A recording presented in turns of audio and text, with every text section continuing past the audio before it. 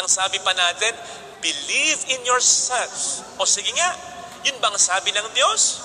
Ang sabi ng Diyos, believe in Him, not in ourselves. Yes, we need confidence.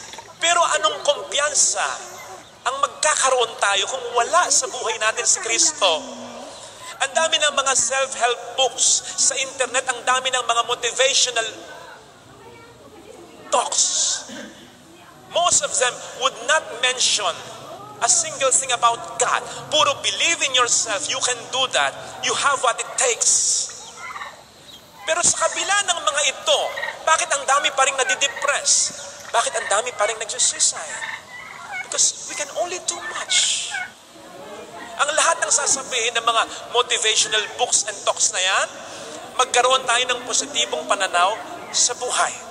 Pero hanggang saan ang positibong pananaw sa buhay na yan? Saan ka kukuha ng kumpiyansa kung wala ang Diyos sa buhay mo? Sige nga, ang sabi ng Bible, madudugtungan mo ba ang buhay mo? Sige nga, makagagawa ba tayo ng milagro? Believe in God, not in ourselves.